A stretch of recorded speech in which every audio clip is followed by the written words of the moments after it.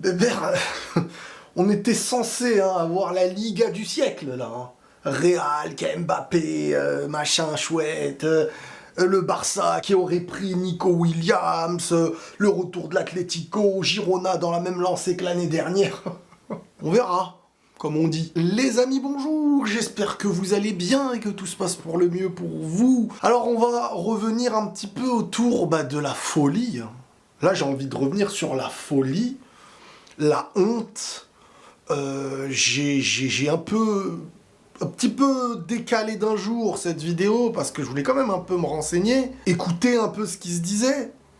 Et oui, le Barça perd Gundogan, comme ça. C'est arrivé d'un coup.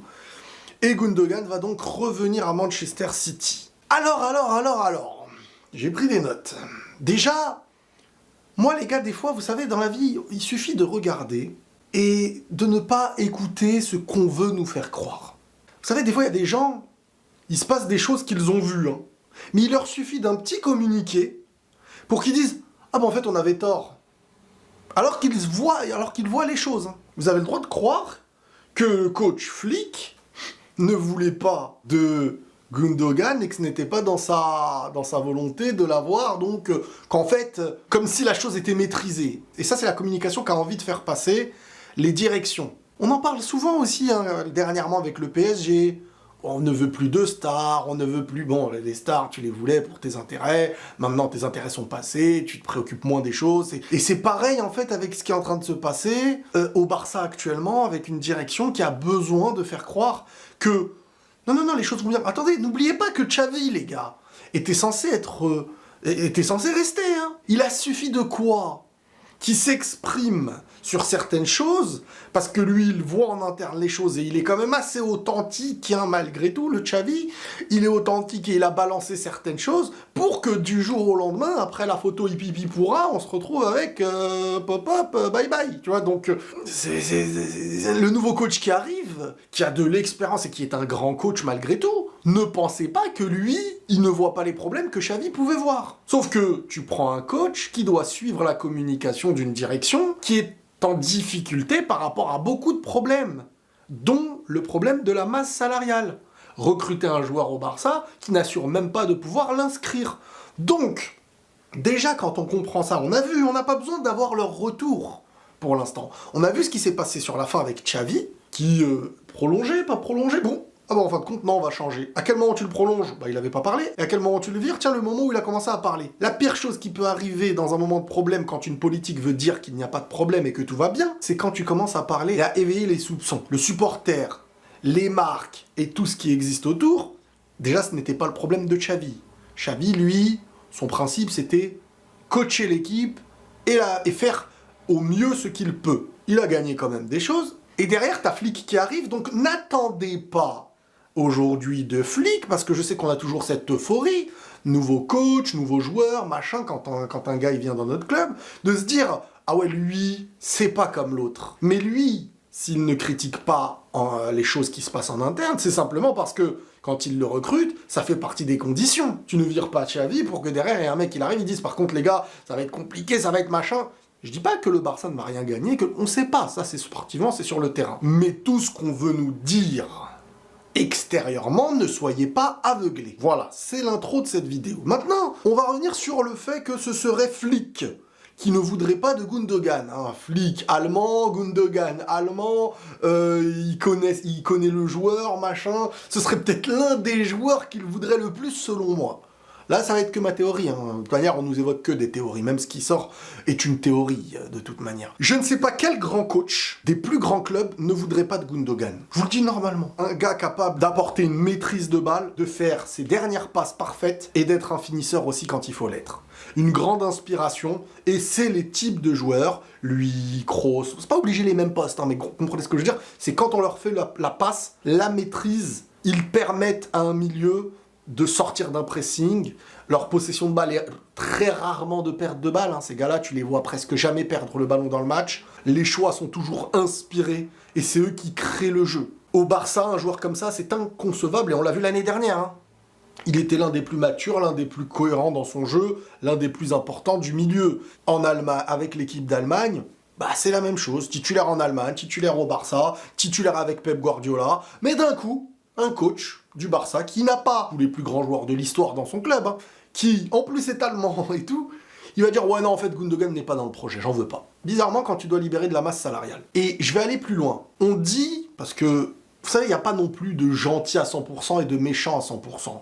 Tout est aussi une histoire d'intérêt. Gundogan, on a quand même perçu, moi c'est comme ça que je le ressens, cette saison, où il y avait quand même une forme de cassure entre lui, ce qu'il est, ce qu'il souhaite, et le moment de sa carrière, avec ce que le Barça faisait. Le Barça est quand même dans une phase où une grande transition de jeunesse arrive. Et donc, même le supporter du Barça aujourd'hui a quand même mis dans son esprit qu'il faut un peu de patience, qu'il faut attendre un peu, que tout ne sera pas parfait, que t'as des jeunes, c'est très bien, qu'ils doivent grandir, etc. Gundogan, il vient de City, où tout est hyper carré. C'est un joueur des plus expérimentés, tu peux pas le mettre au milieu d'une attente qui est différente. Lui, quand il vient au Barça, dans son esprit, c'est moi je viens, il faut que je gagne la Liga, il faut que je gagne la Ligue des Champions. Lui, c'est ça son état d'esprit. Il arrive dans un endroit où, je veux pas dire on le tire vers le bas, mais il est dans une sensation où, aujourd'hui, je ne pense pas, ce n'est que mon avis, qu'il parte autant à contre-cœur que ce que les gens veulent en faire paraître. Moi, je pense vraiment, et si ça s'est fait aussi rapidement, je pense que ce n'est pas un hasard. N'oubliez pas que, attention, la vie de Gundogan ne se résume pas que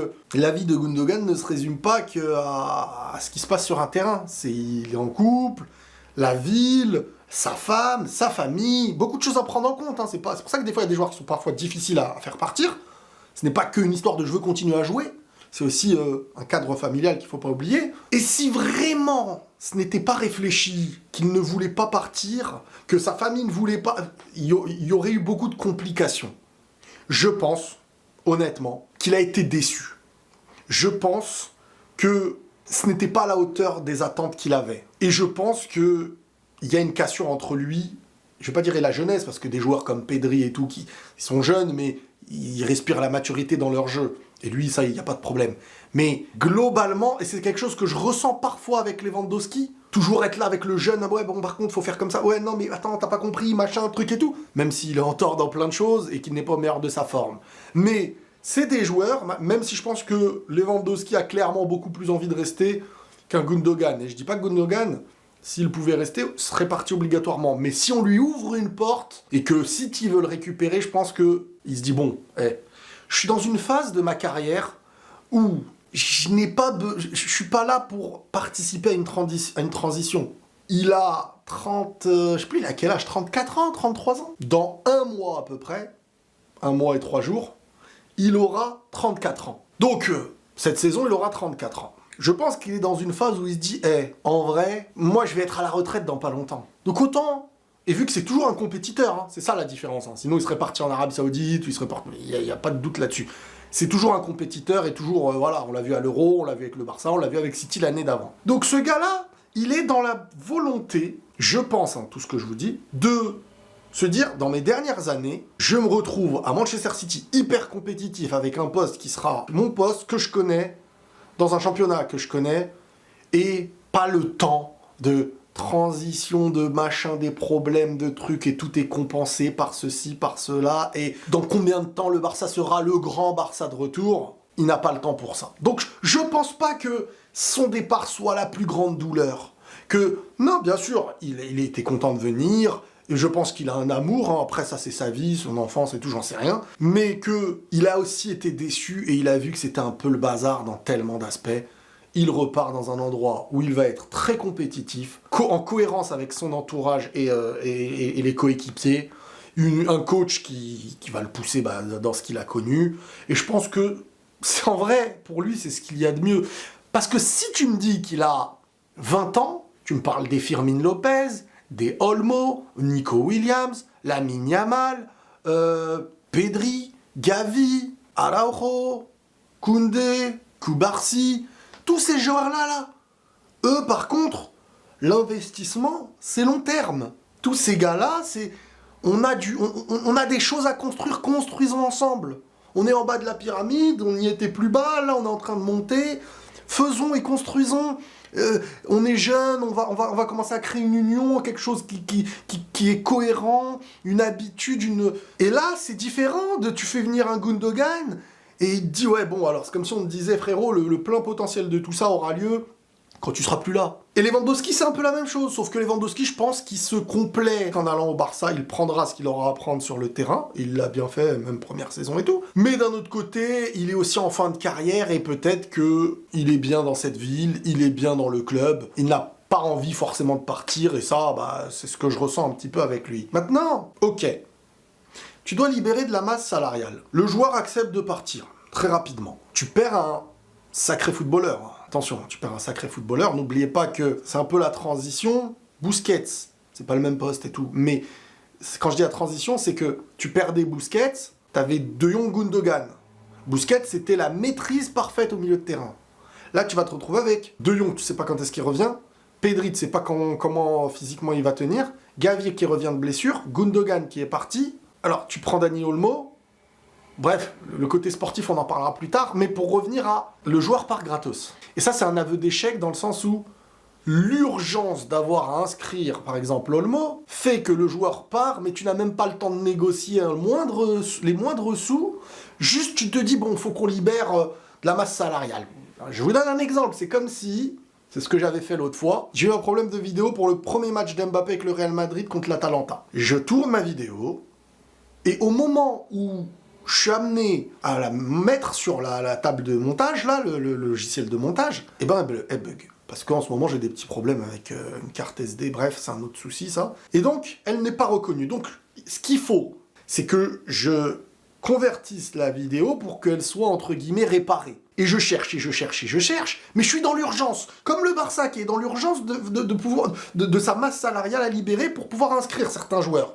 Et moi, je suis dans l'urgence de devoir à tout prix poster cette vidéo le plus tôt possible, parce que c'est une vidéo dans laquelle on m'attend de fou, et c'est le premier match d'Mbappé avec le Real. Et à côté, vous savez, dans ce milieu-là, c'est comme le journalisme, ça part très très vite. Si un journaliste, il y a une info qui sort, tout le monde en a parlé, et toi t'en parles dans 2 jours, ton article ne sera pas lu. Et c'est pareil, globalement, alors j'ai beaucoup plus de monde qu'avant, j'ai plus d'expérience, des gens attendent ma vidéo, même en ayant regardé les autres, et je vous remercie pour ça, mais je me prends pas le cas individuel, globalement c'est ça. Donc je suis dans la recherche de comment convertir ma vidéo, machin, truc, on me dit tu peux le faire manuellement, ça devenait trop compliqué. Je suis allé sur un site, et fallait prendre un truc premium pour pouvoir faire avec un fichier aussi lourd, trop lourd. Donc dans l'urgence, bah j'ai perdu de l'argent. J'ai dû payer 1 mois pour un truc que j'utiliserai 1 ou peut-être 2 fois, et c'est tout. Et ben là c'est pareil, l'urgence fait que tu es perdant d'une chose pour sauver les meubles. Maintenant, 2 choses. On va rester encore un peu sur le négatif et je vais évoquer une dernière phase qui va être positive. Le négatif, encore une fois, c'est la direction qui est en train de subir des choses, dans la difficulté et dans cette volonté, même si maintenant les supporters et tout sont réveillés, comprennent et voient ce qui se passe, et t'arrives de moins en moins à leur mentir et à faire en sorte que, voilà, comment on va leur apporter l'idée que c'est de la politique, hein, c'est de la politique au même point qu'un président de la République. Hein. Tu ne dois pas perdre tes fans et tes supporters, quitte à leur faire croire tout plein de choses. Et à un moment donné, c'était avec Erling Haaland. Ah, Erling Haaland, machin et tout, pour faire oublier un petit peu tout ce qui se passait avec Messi. Le temps que tu fais oublier aux gens et leur donnes de l'espoir, ils n'ont pas le temps de penser à ce qui ne se passe pas bien. Tout comme dans des périodes de Jeux Olympiques, tu oublies tous les problèmes politiques qui peuvent exister ou dans un pays.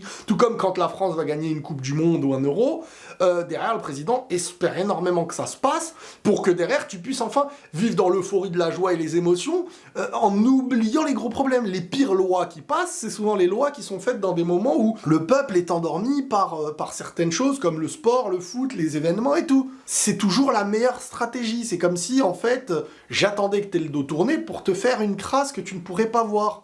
Et je te fais croire derrière que t'as tout pour être heureux et t'inquiète pas. C'est ce qui se passe actuellement au Barça. Alors dans toutes les politiques, c'est un peu ça. Hein. Mais au Barça, ça se passe pas bien.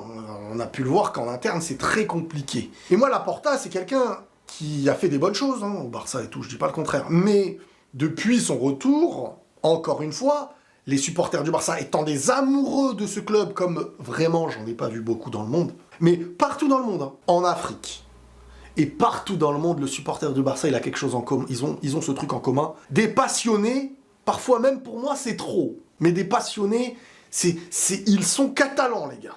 Ils défendent leur terre, hein. C'est comme ça. C'est pas qu'une histoire de foot, c'est une histoire qui dépasse le foot pour eux. Après libre à chacun.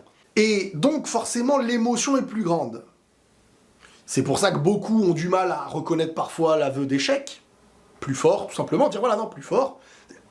T'as besoin de dire si on est moins fort, c'est qu'il y a une raison, c'est pas normal, on a été le grand Barça, on a été machin, c'est pas normal, le truc, machin, truc, oui mais c'est normal, si vous nous battez c'est parce qu'on est à la période où on est moins fort, y a pas de mérite envers l'autre qui est meilleur que toi, ou qui te bat, ou l'arbitre, ou machin, ou...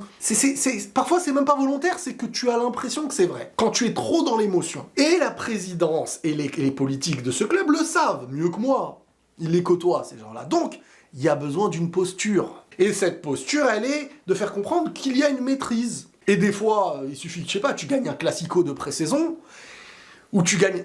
Xavi sait que dans les moments de grande difficulté, s'il gagnait son classico, ça sauvait d'une certaine manière dans l'esprit des gens, parce qu'il faut que l'ego du supporter barcelonais qui a été habitué à faire partie des meilleurs, que ce soit en Liga ou à d'autres moments mondialement, de lui faire revenir cet ego de « Eh oh, vous êtes le Barça, quoi ». Et quand le Barça coule, et que financièrement tu peux pas lui ramener ce qu'ils veulent, et que t'arrives pas à remonter, t'essayes de jouer d'une stratégie politique. Et ce qui s'est passé, et là on en est là, c'est que Laporta est un grand politicien qui sait faire rêver les gens. Et ça, quand je le disais à certains moments, et vous pouvez écrire sur les réseaux, Twitter, Riles, Laporta, machin, truc, vous allez voir beaucoup de choses, c'est un sacré politicard. Il ne faut pas se faire endormir, les gars. Il faut savoir pointer du doigt les problèmes là où ils sont. Donc il y a au premier étage déjà de gros problèmes, et forcément t'essayes de montrer au monde que le Barça, on est le Barça, que les marques et tout, faut pas nuire ton rapport commercial, même si commercialement, les maillots, les machins, les fans du Barça, ils seront là. Donc, pour terminer, il y a un problème à beaucoup d'étages, sauf, et là maintenant c'est le point positif, c'est qu'au Barça, ce qui leur permet d'exister, c'est deux choses. C'est, premièrement, leur formation, les jeunes qu'ils arrivent à sortir, et leur philosophie de football. Qu'on le veuille ou non, prenons l'exemple même de cette équipe d'Espagne, qui avait quand même Lamine Yamal, Fermin Lopez. Je veux dire, le Barça sait produire du foot, mais pas que dans le rapport au ballon. C'est produire du foot dans ses jeunes, dans son foot féminin, ils savent produire quelque chose qui est de l'essence du foot. Ça, c'est une réalité. Et il suffit de voir. Souvent, les Golden Boys, les trophées des meilleurs jeunes, beaucoup aux joueurs du Barça. Les meilleures joueuses, souvent, Ballon d'Or féminin, souvent joueuses du Barça. Tu regardes l'équipe féminine, tu regardes les jeunes qui gagnent les Jeux Olympiques, et tu regardes l'équipe nationale espagnole, il y a souvent beaucoup de Barcelonais. Et là, c'est quand même l'aspect positif, c'est le football. Et tu prends Fermin Lopez, tu prends Lamine Yamal, tu prends Gavi, tu prends Pedri, tu prends... Et ben là, en fait, Olmo, machin et tout, tu prends tout ça là, c'est la volonté de sauver les meubles par une bonne issue pour... je pense, la direction. C'est pas pour rien qu'ils veulent Nico Williams, qu'ils ont pris Olmo, et que s'il y en a un qui part, par exemple, ce n'est pas Ferran Torres, mais plutôt un Gundogan. Parce que tu essayes de confectionner une sorte de Espagne bis, pour plein de raisons. Déjà, il y a une raison, c'est, et on va pas se mentir, hein, dans un pays, si ton équipe performe avec des joueurs de ce pays, en club, le supporter y voit une certaine fierté.